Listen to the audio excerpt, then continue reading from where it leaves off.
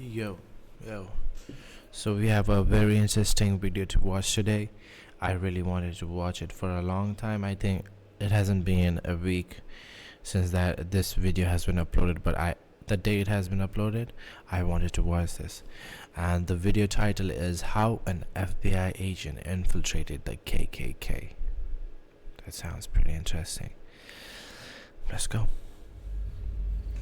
If there's any snitches in the group, we kill the snitches and they fire shots out of a gun. Boom, boom, and everybody's kind of getting scared. April 21, 2017. A group of men stand in a remote field in the middle of Alabama. It was nighttime and I am blindfolded. I've been instructed to place my right hand on the right shoulder of the person in front of me in line because that signifies brotherhood. The Brotherhood is the Ku Klux Klan, the United States' oldest, most notorious white supremacist hate group. This is one of their ceremonies.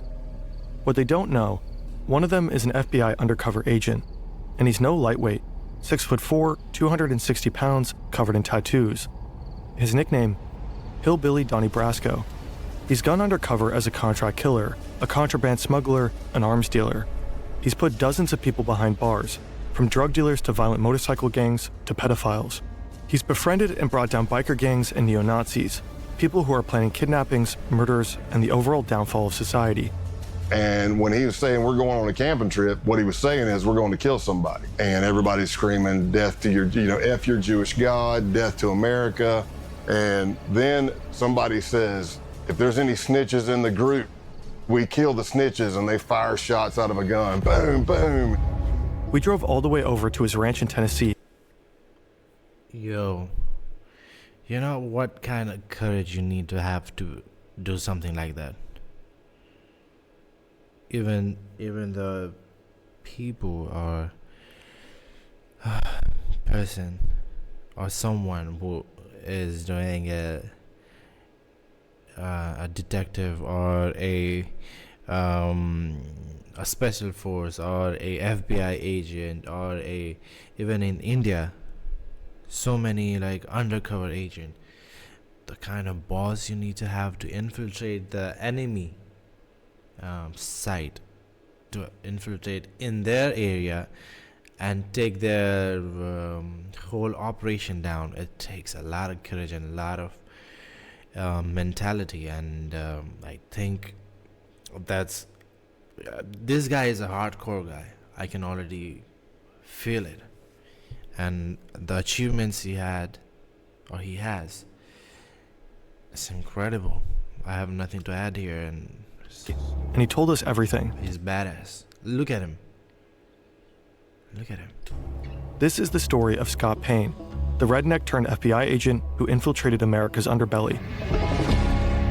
Oh, redneck that turned into. So that means just as I was saying, I think you need to get familiar with these kind of things. You need to be living within these kind of situation to be able to infiltrate or to be able to carry out this operation successfully.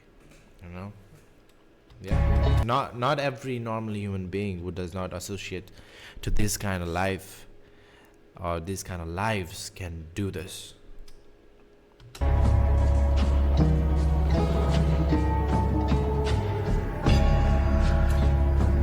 Whoa, they got a whole intro for this.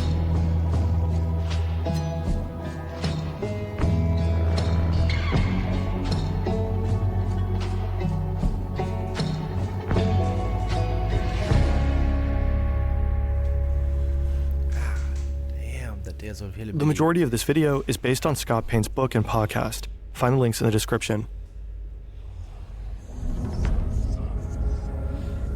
What I saw was a watery image.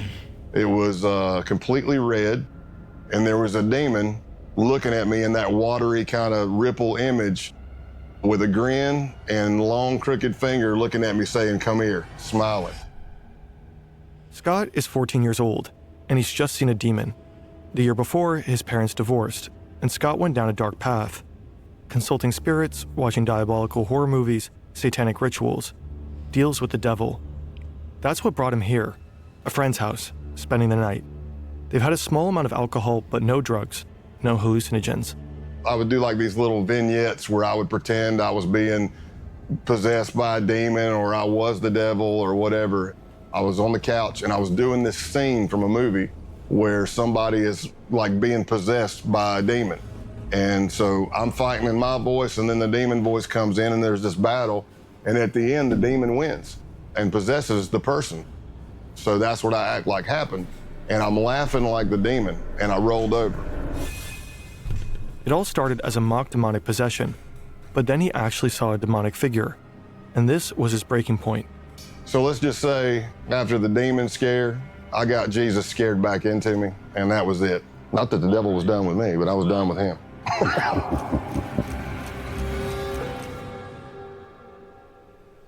Halloween night 2019. This is Scott on his final major undercover mission. And this is a goat.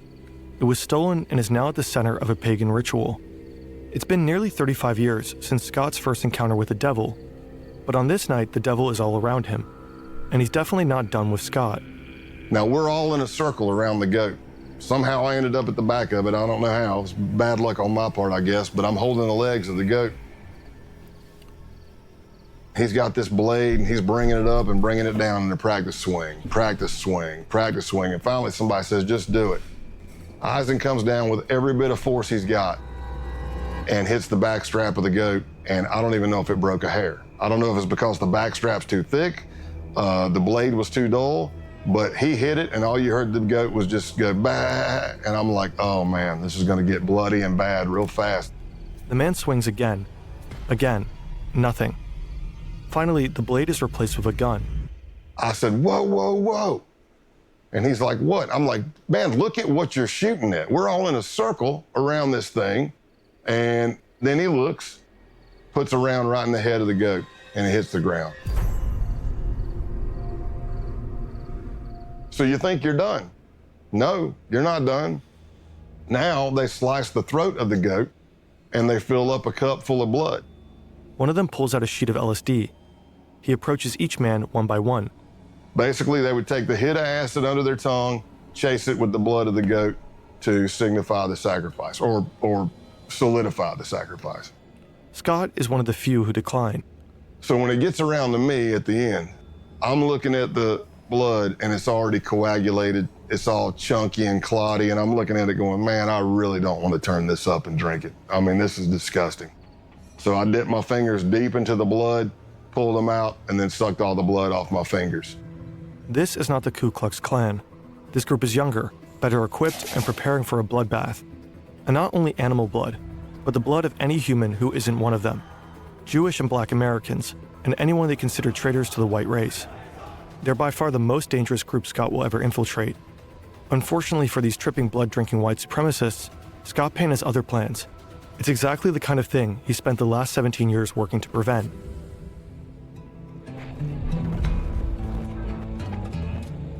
I became an FBI agent. Yo, but I have a question regarding these kind of groups.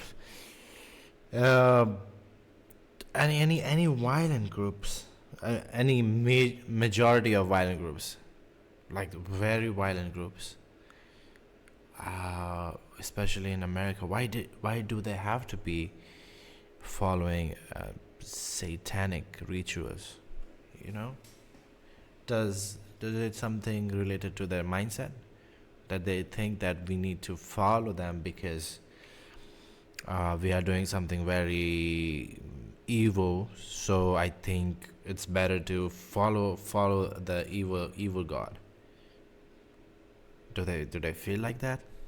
That's why they follow these kind of rituals. That's crazy, because I'm not saying all of the groups does this, because I know that terrorist groups they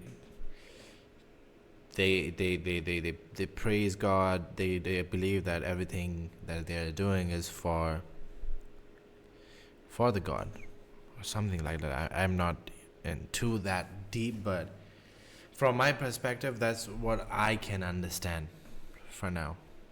But yeah, So now we're in chapter 2, anything for a redneck. In 1998. And by 2002, I'd already done some undercovers for the FBI, but I wasn't yet certified through the FBI undercover school. So I finally got a slot. September 2002, Quantico, Virginia. This is the FBI Academy.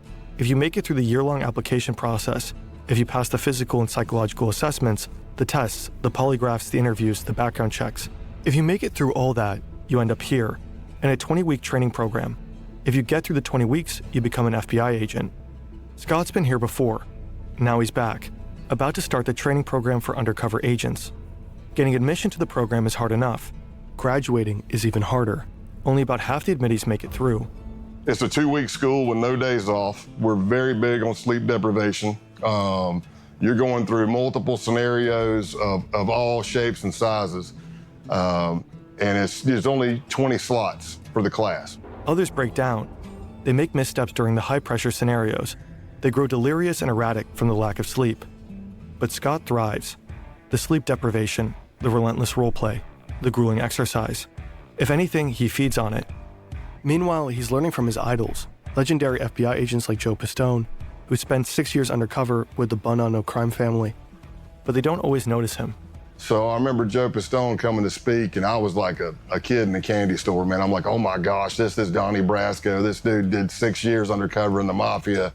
And he's teaching, but he has this thing where he keeps kind of wanting to walk right up to the desk. So he kept stepping on my feet. And, I was trying to get out of his way. And then finally, as he's teaching, he just looks down at me and he says, Jesus, kid, either you got the biggest feet I've ever seen, or I can't see. And he throws a couple of bucks on the desk because he's like still in mafia mode. He throws a couple, he goes, hey, go get yourself a shine on me. And I just took my feet and shoved them under the seat, man. Joe Pistone may have scuffed up Scott's shoes. Wow. But neither of them Aura. could have That's known at aura. the time is that Scott would go on to fill Joe's. The FBI Academy trains agents to take down bad actors. More and more of these criminals operate online. Scammers, identity thieves, fraudsters, the list goes on. Such criminals rely on your personal data, your name, your phone number, your email address, sometimes even health-related information. Most people aren't aware that their data has already been exposed and is actively being sold by data brokers online. Incogni helps solve this problem. Incogni scours hundreds of Wow. data brokers. Wow. Yo, he got me. I thought it's related to And then the... leverages data protection laws Yes. to have your exposed data deleted. With their unlimited plan, Incogni even offers custom removals if you've requested from Amber. Paper, I really didn't jump out. Scott doesn't have a fancy degree. Oh, but... to be very honest, I don't need Incogni. I think I need to use his code. He doesn't speak any foreign languages. His nickname is Big Country, for obvious reasons. So he begins to work as an instructor at the school he just graduated from. Unorthodox, but it got him noticed by the right people. I'm role-playing in these scenarios, and people that are there who are senior undercovers are watching because they're trying to recruit for other cases, and that's how my name started getting out there. So after months, there's finally a possible assignment, one that Scott is perfect for. Sure, he's a redneck with almost no foreign language skills, not suitable for many undercovers, but he has something most other agents don't. He doesn't need to pretend to be a hard-living misfit. He is one. He knows he'll feel at home where he's about to go, but he has no idea how close he'll grow to the criminals he's been assigned to infiltrate and how hard it will be to turn on them. People always have their own opinion of what undercover work is. Some people say it's acting, some people say it's lying. Essentially, this is the definition of undercover work. You are building relationships that you're going to betray.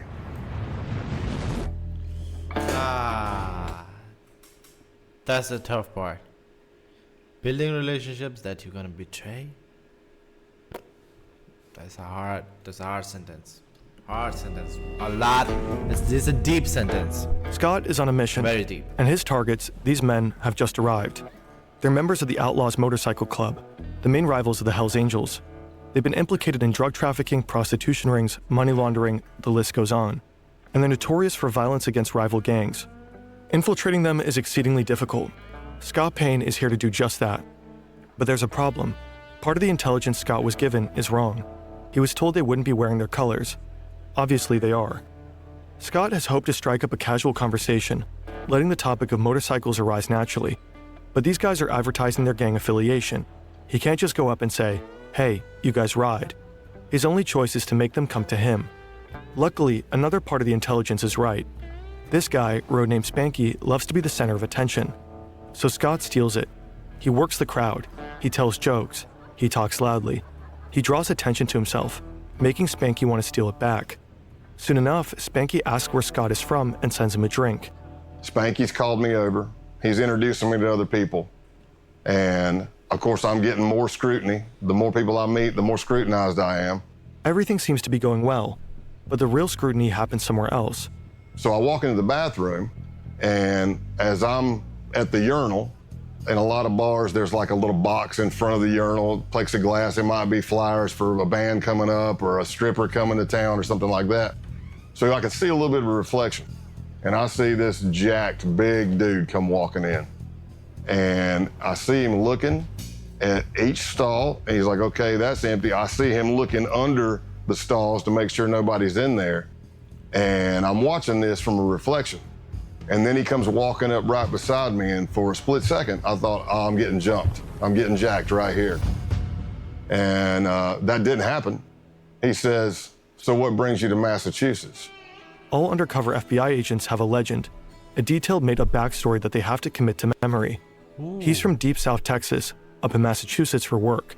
He loves Harleys and whiskey, and his name is Scott Calloway.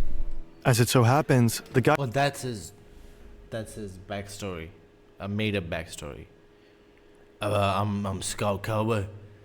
I drink a beer with my boys at the forest, drinking some beer, singing some songs. Amen. The guy grilling him in the bathroom is also named Scott. Scott Town. Wow. A lot of undercovers, you bond with people, especially deep undercover long term, but there's never been another person I bonded with closer than Scott Town. For a year and a half, Scott gets to know the outlaws. He drinks with them, rides with them, fights alongside them. He gains their trust. He becomes their friend. They call him Tex.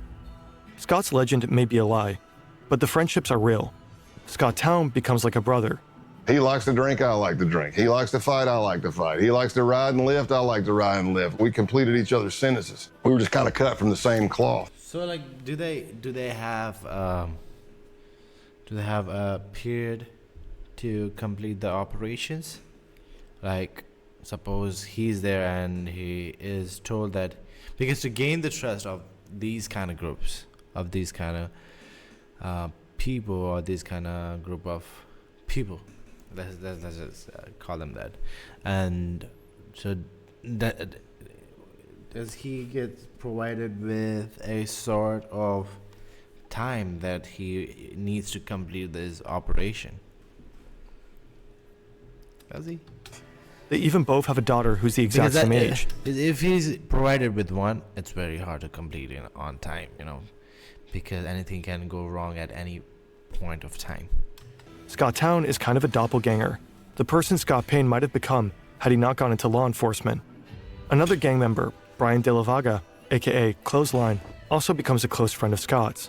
He said, and these guys are my brothers, and I grew up around them. He said, but I really don't have that many friends. Somebody that I know would take a bullet for me and that I would take a bullet for. And in my mind, I'm looking at his face and I'm going, oh no, man, don't say it. And he looks at me and says, you're one of those guys. Tomorrow is the big day. Over the course of last year, Does the devil work to make someone trust you so much that they say that they will take bullets for you, or they will die for you? And in your mind, you know that you are going to betray them, because that's why you came here. That's why you joined them. That's why you're here with them. That's devil's work. It's very hard. We need to have a lot of courage, and we need to be very dedicated toward, I think, whatever goal he has. Because I think many people, what is the guarantee that the person who we assign the job to will not join the group permanently? because he feels at home there, because maybe he feels more comfortable there. Maybe these kind of things they make sure while doing the FBI recruitment, or while sending the person to these kind of operation. I feel like they do these kind of things to make sure that he does not do stuff like that, or stuff like this, what I just said. Scott is convinced the outlaws that he's a high-ranking member of an international theft ring. They begin running jobs together. It begins small, with insurance fraud and vehicle trafficking. An outlaw reports a motorcycle as stolen. He then files an insurance claim, while Scott sells the motorcycle across the border. A double win. Money from the insurance company, money from the sale. They do this again and again, with motorcycles and other vehicles. But tomorrow's job is different. Some of the outlaws will be serving as security during a major drug deal, a gig arranged by Scott himself. He's revealed that he has connections with a Mexican drug cartel. No surprise, considering his line of work and his proximity to the Mexican border. The stakes are high. If they get caught, they'll be looking at serious jail time. And if something goes wrong during the deal, the bullets will start flying. So when Scott is told to meet the outlaws at their clubhouse, he's not surprised. They probably want to go over the plan one last time. Scott arrives. The place is familiar. He's been here countless times. He knows what's behind every door in the building, except one. Clothesline leads him to that very door. Now he realizes that something is wrong. Scott is told to strip. They need to check him for a wire. Because of the stress of this happening, I forget my middle name. I'm having an adrenaline dump. And for anybody who's ever had it, it can be any traumatic experience, but I'm having auditory exclusion. So what I hear sounds like I'm underwater. It's going whoosh, whoosh. So it's slow. I need you to take all your clothes off. It's slowing down. I'm getting time dilation in my eyes. Everything I see is in string grabs. Click, click, click. I can feel my heart beating through my entire body. My hamstrings get rubbery. Now, Clothesline has instructed me to take all my clothes off. Here's what I'll tell you. If I'm not wired, it's just an embarrassing moment. I'm naked in a small crawl space with two guys with pistols. Problem is, I'm wired to the hilt. But they don't find anything. Scott's recording equipment is not taped to his chest, but in his clothing. So my adrenaline starts settling, and I'm starting to come back to normal, and I think I'm done. And I get my pants back up. I don't know if I have my boots on yet or not. And then Clothesline grabs a piece of clothing that I was wearing. And that piece of clothing has a recording device in it. And I'm watching him, and he starts grabbing the clothing, and he's going through it nice and slow with his fingers. And I don't realize I do it, but there's an audible sigh. You can hear me go, because I don't even know. I don't even know I'm doing it. And he looks right at it and misses it. And I live to fight another day. I live to fight another day. Whoa! He's so... Damn! That was a close call. Two moving trucks enter the parking lot of the Brockton Holiday Inn. Lucky. One is filled with drugs. The other is filled with money. A Mexican drug cartel is selling 40 kilograms of cocaine and 1,000 pounds of marijuana to Canadian buyers. The Mexicans aren't taking any risks. They've arranged an American security detail, the Outlaws. Surveillance... But what kind of loser you gotta be to miss that? You know what I'm saying? But, yeah, but I do understand the situation they might be in. Anything can be missed at that time. The way he was forgetting his middle name. Yep, It's at every entrance. I get it. If you Four think men in about the it, you get parking it. lot, there to provide protection, unload the drugs, and count the money. Everyone is armed and antsy. One false move and all hell could break loose. The deal is wrapped up quickly. The transfer is complete. All the money's there. The Outlaws are particularly relieved. They may be tough, but this is their first time working with a cartel. Now they'll get paid $15,000 for their services. Scott counts out the cash. He did it. He successfully tricked them. The cartel? FBI agents. The Canadians? Also FBI agents. 8 months later, a hotel in Nevada. Scott's been laying low, coordinating his undercovers from afar. His outlaw friends think he's going through a divorce. In reality, he's been diagnosed as overassigned after experiencing a severe stress-related panic attack. He's been ordered to take a 6-month timeout. He's been teaching during this time. His current class, ironically enough, is called Undercover Stressors. All the students have gone to bed, but Scott's only just returned to his hotel room. It's early 4 or 5 a.m. The drug deal back in November gave the FBI all the evidence necessary to arrest and imprison multiple outlaw members, but the operation has continued. Until today, the day of the takedown. Scott doesn't think he'll hear from any of them again, but then his phone rings. It's Scott Town, and he's concerned. He's heard some arrests were made, and he wanted his friend to know about it. He says he's going to take a shower and gather more information. He'll report back. And the last words we spoke to each other were, he said, "I love you, brother." And I said, "I love you too." And that was the last words I spoke to him. And probably about 45 minutes after that, a SWAT team hit his house and he went to jail. In the end, 15 outlaws were arrested as a result of Operation Roadkill. One of them was sentenced to 21 years in prison. Clothesline got 12.5 years. Scott Town, 7. The outlaws never saw their friend Scott Calloway again. The Ku Klux Klan emerged in the wake of the American... They know that it was Scott Clown. Or whatever his name was. Yeah, I forgot his last name. I think they know when they're in prison and they must be like, damn it. The Ku Klux Klan emerged in the wake of the American Civil War. From the very beginning, they were racist to the core, raining terror and death on black Americans. In the late 19th century, they flogged, tortured, and lynched politically active black men, raped their wives, shot their children, and burned their schools. Historians consider them to be America's first terrorist movement. Today, the KKK remains active, but only as a shadow of its former self. Fewer members, less influence. However, burning crosses is still one of their favorite things to do, and they've stayed true to their roots. Naturally, as a terrorist organization, they have to act in secrecy. You might assume that infiltrating them as an FBI agent is not the easiest feat. So you may ask yourself, how do you contact the United Klans of America?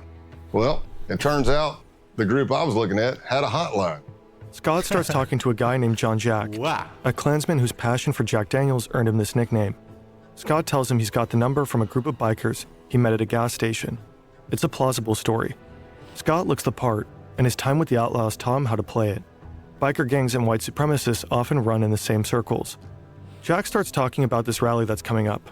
Vendors, burning crosses, country music, the usual. But there's a problem.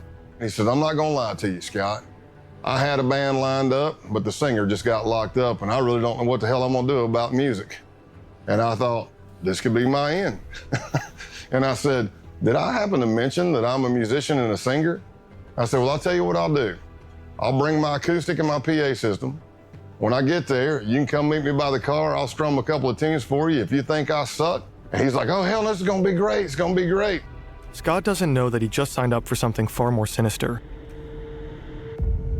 April 21st, 2017. It's the day of the Ku Klux Klan rally. I got lost multiple times until I finally drove up on this empty, lot fenced in the middle of nowhere, but it wasn't hard to spot because the Nighthawks, which would be the Klan members in all black, who were the security force, are all standing at the gate with guns. And a lot of these people were felons. Scott's ready for an interesting time. He's been to plenty of biker gatherings, and perhaps this will be similar. During his mission, Scott will be taught the KKK's constitution and bylaws, studying the Black Klansman Handbook, which he'll learn to refer to as the Kloran. He'll become familiar with the original mystic insignia of the Klansmen. He'll learn this all in class with a K, so that he can pass the K-Uno test, a prerequisite to getting fitted for a robe. K-Uno stands for character, honor, duty. It's getting dark, and he's been invited to participate in a naturalization ceremony. He has no idea what this means, but all the newbies are doing it. He'd stick out if he didn't. And that's how he finds himself in the middle of a field, blindfolded, holding the shoulder of the man in front of him, a gesture meant to signify brotherhood. They are told to raise their right hands and repeat an oath. "I do swear from this moment forward And then they tell us to get down on our knees. to fostering the welfare of the white race." So I'm on my knees, blindfolded, and further the work of America's greatest movement. They take my blindfold off, and there's a Ku Klux Klan member in a green robe, and he has this sword, and he kind of knights me. The United Klans of America. And then we all hug, and there's like a little bit of a celebration, and I'm not sure what happened. And then it hits me as I'm walking to my truck. I'm like, I think I just joined the damn Klan. Yep, that's what that was. So I got naturalized in the Ku Klux Klan that night. That easy? Scott's time at the KKK will end up being relatively short-lived. The case isn't really going anywhere. And there's another group coming into focus, a far more dangerous one. In the FBI, we started encountering more violent type extremism, not the KKK types. We're talking advanced neo-Nazism. And it led me to an accelerationist group called the Base. The Base mission will provide to be far more extreme than anything Scott has ever seen. The network of violent white supremacists. An extremist group known as the Base. Violent neo-Nazi terrorist. Paramilitary group called the Base.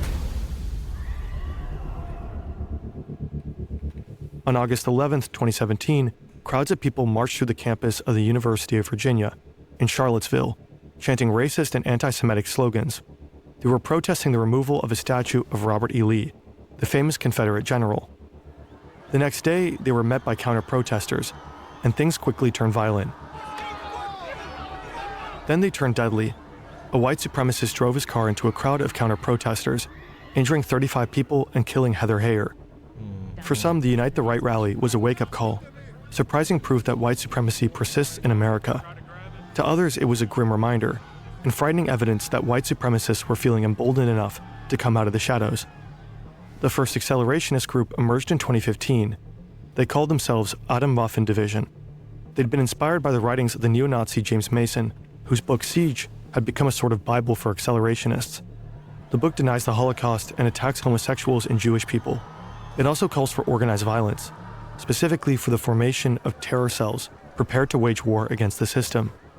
Initially regarded as fringe or even cringe, accelerationism steadily gained traction. By 2021, roughly 90% of white nationalist groups identified as accelerationist. That same year, the US Director of National Intelligence identified racially motivated violent extremists as the most lethal domestic terrorism threat. More than other white supremacist ideologies, accelerationism insists on the importance of direct violent action, the kind of action taken by the people they call saints. Like St. Tarrant, for Brenton Tarrant, the Australian white supremacist who attacked 2 mosques in Christchurch, New Zealand. He killed 51 people. Or St. Roof, for Dylan Roof, who killed 9 people, all black, during a church service in Charleston, South Carolina. This is the kind of action accelerationists believe in, action that will further destabilize society, that might finally lead to societal chaos. They are explicit about this. Roof, for example, said he'd hoped to ignite a race war. Failing that, though, the purpose is to inspire more violence, which is exactly what such attacks have done. Scott Payne just signed up on Facebook. He's about to publish another racist post. His goal is to get banned. But nothing happens. A fellow agent points out that he doesn't have any friends. He adds a few people, and that does it. He's promptly kicked off. Okay, well done. Next up is Gab, a social networking site well known for its tolerant stance towards far-right users. He participates in forums with names like Whites Only. This will further elevate his credentials. On July 15, 2019, he writes an email. I've been seeing your stuff and I'm definitely interested. Survival and self-defense. I like it. The next day, a ping. Thanks for contacting the Base.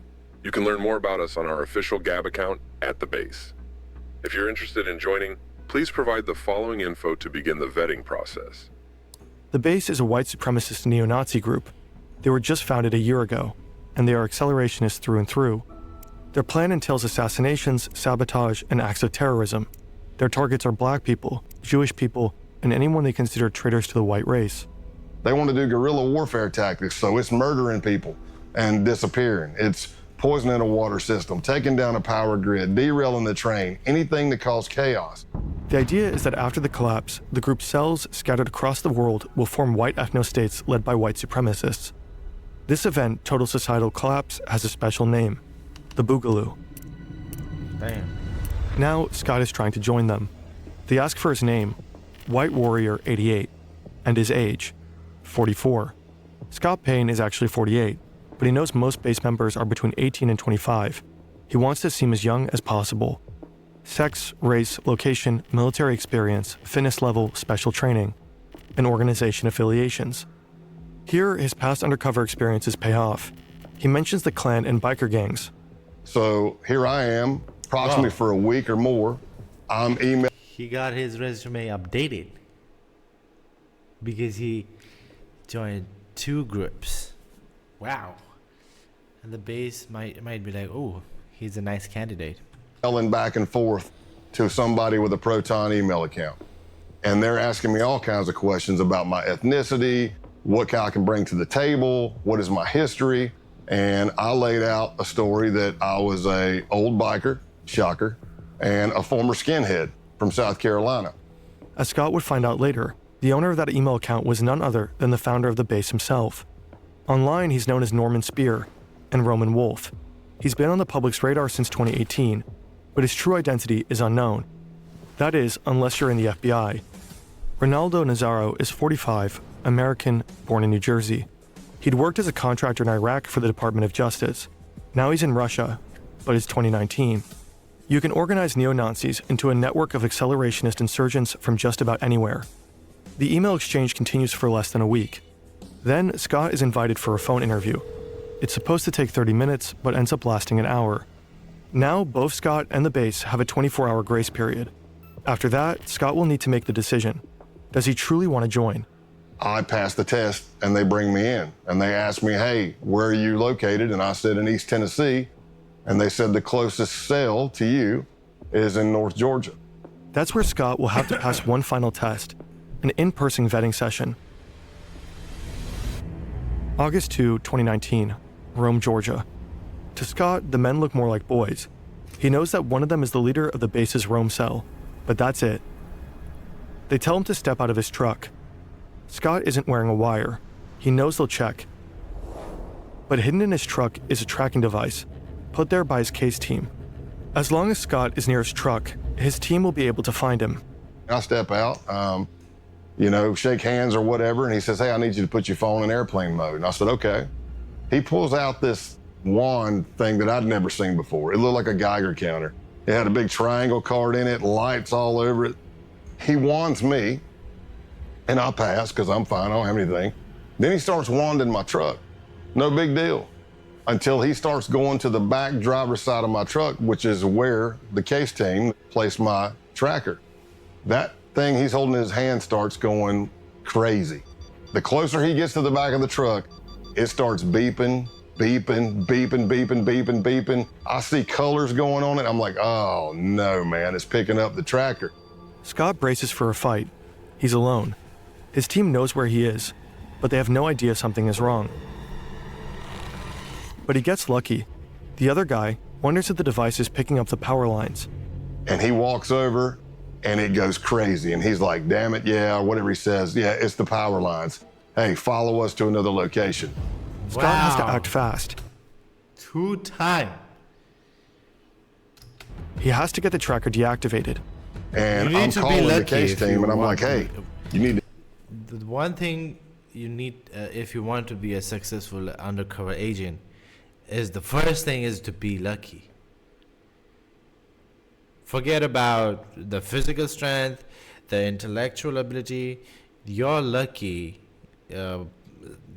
bar needs to be in 80% at least if you want to be a successful undercover agent. His is like 99.98%. Shut that tracker off. And at first they're like, well, we can't shut it off. And I'm like, you have to shut it off. And they're like, well, if we shut it off, we're not sure. What if we can't get it back on and we lose you? I said, here's what I'm telling you. Whatever they have is picking up the tracker. If you don't shut it off, this is going to be a very fast undercover because it's going to be over as soon as we get to where we're going. They arrive at an abandoned concrete plant. And I'm thinking to myself, oh, this is great. How many movies have I seen where somebody's killed in an abandoned concrete plant? I hope they got the tracker off. They pull out the wand, they wand me, and I passed. Scott is in. By this point, Scott's been around the block. The Outlaws, the Ku Klux Klan. but nothing could prepare him for what comes next. Scott has been with the base for over 2 months now. As a boy, he loved camping with his parents and friends. He'd explore the woods, go fishing. But the camping trip he's just been invited to isn't like the ones he used to go on. The list of things to bring contains some unusual items. Weapons, ammunition, and the same kind of camouflage, Flecktarn, worn by the German military. This is no ordinary camping trip. This is a hate camp, an extended training session to prepare members for the Boogaloo. Hand-to-hand combat, weapons drills, grappling. By now, Scott has attended a number of similar training sessions, but this one is different. It's longer, 3 to 4 days, and it's bigger, with base members coming in from around the country: Texas, Alabama, Michigan, Delaware. He's familiar with many of the men he'll be camping with. At least he knows most of their online pseudonyms. Can't go back. Eisen. I imagine if he meets a person who's trying to join the base. Like, the person is from the other group that he destroyed. Like, suppose Scott. What if Scott is trying to join the base and he meets him? That would be crazy. Punish Snake, Dima, Big Siege, Zoomnat. All from out of state. And of course he knows his fellow Georgia cell members, Helter Skelter and Pestilence, who vetted Scott back in August with the cell leader himself. TMB, the militant Buddhist. Everyone knows Scott by his code name, Pale Horse. When you're an undercover agent, some cliches are true. Scott has learned to expect the unexpected, yet he fails to expect what would happen at the Halloween hate camp. I wake up to a pounding on my window. Pale horse, you gotta wake up, you gotta wake up. I'm like, what's up, man, what's going on? They're like, hey, you gotta get out here and see this. I've been doing undercover since 1996 at this point. And I've never been with a group of people where I had to burn Bibles, burn American flags. I damn sure wasn't part of a group that went out and stole a goat and we sacrificed it at a pagan ritual and drank its blood. And I did all that in 3 days with these guys. After they decapitated the goat, the group comes together for a barbecue. They roast the goat over an open fire and have it for dinner. All of this, of course, while tripping balls. It's impossible to know what blossomed in their brains that night, what hallucinatory horrors they saw. If their drug-fueled fantasies were anything like their sober ones, then they dreamed of death and destruction, of killing Black Americans, Jews, anti-fascists, and communists, of the Boogaloo. Scott has become upsettingly familiar with these fantasies and with the beliefs that produce them. Behind each pseudonym is a young man, and within each young man is a darkness. The militant Buddhist's real name is Luke Lane. If the Boogaloo requires it, he says he could kill his dad. Pestilence is Jacob Cotterly. He believes Hitler is still alive. Michael Helterbrand, aka Helter Skelter, says he'd have no problem killing a commie kid. Punish Snake, a former Canadian soldier who'd been doxxed by an undercover journalist, gets emotional talking about it, but he knows he'll have to kill his ex-fiancée when the Boogaloo kicks off. She's half black. Scott Payne records all of this, and as he earns their trust... Whoa.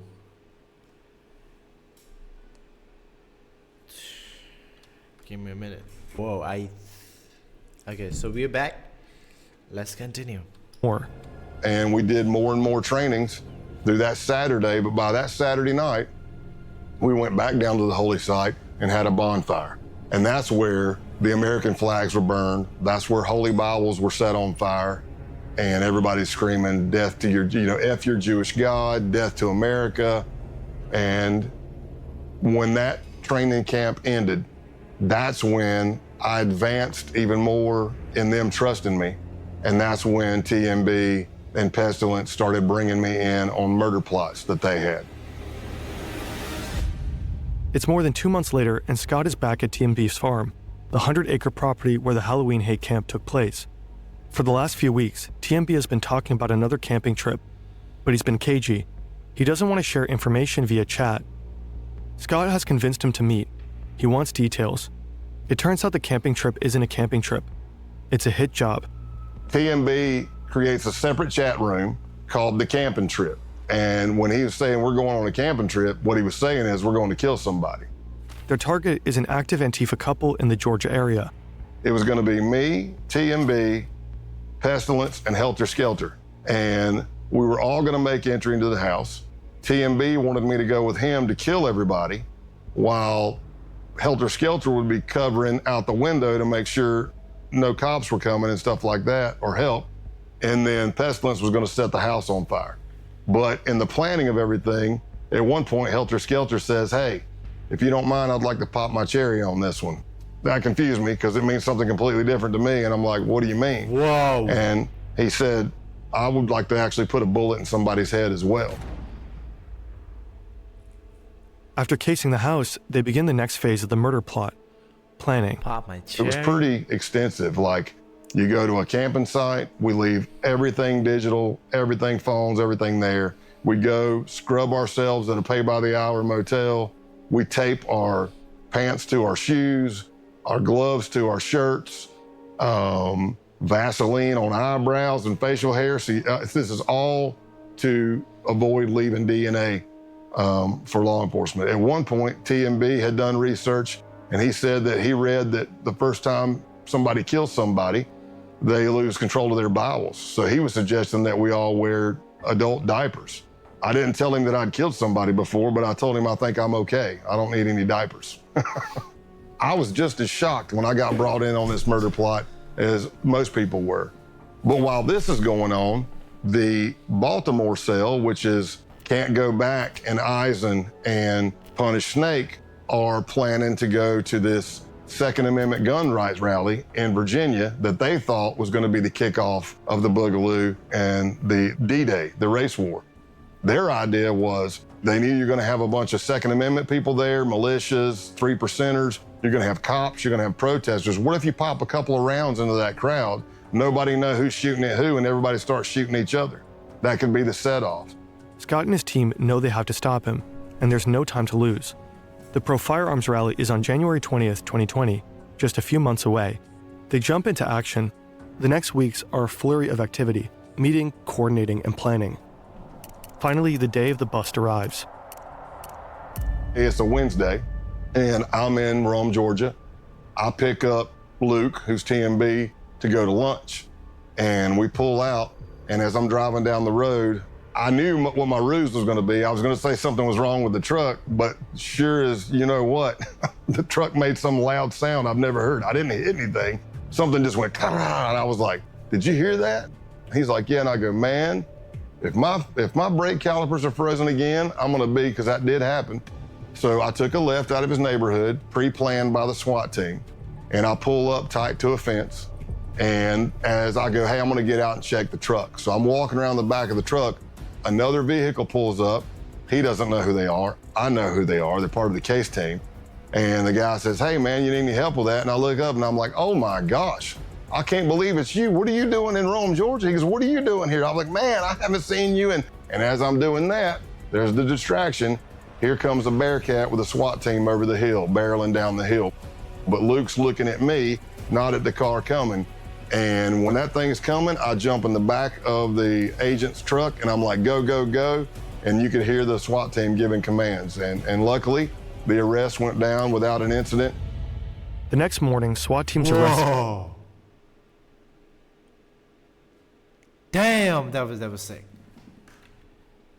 That's sick. That was well planned. Wow. The Eisen, Can't Go Back, and Punish Snake. Essentially, we kind of tore down the base. Luke Lane, aka TMB, was sentenced to 6 years in prison. Jacob Cotterly, Pestilence, got 13. William Bilbro, Eisen, 5. Patrick Matthews, Punish Snake, and Brian Lemley, Can't Go Back, 9 years. According to a recent Guardian article, the base is enjoying a resurgence. Its founder, Ronaldo Nazzaro, continues to live in St. Petersburg. Scott retired in June 2021. At his retirement ceremony, attended by friends, family, colleagues, and top FBI brass, June 30th was named Scott Payne Day. Wow. Damn. Scott Payne. This was a nice one. I think this is a very brief story, but I'm sure that so many things went down. when he was doing this job. So many crazy things, and it was just a brief story. But hey, even in India, even in any part of the world, it's just these undercover agents have prevented so many crazy incidents that was supposed to or that was about to happen. And that's great, and we don't even know it that they are doing all this. Right now, someone must be doing something crazy right now and just giving all the input to the facilities. But this is crazy. I enjoy this one. Until I see you in the next one. Bye bye.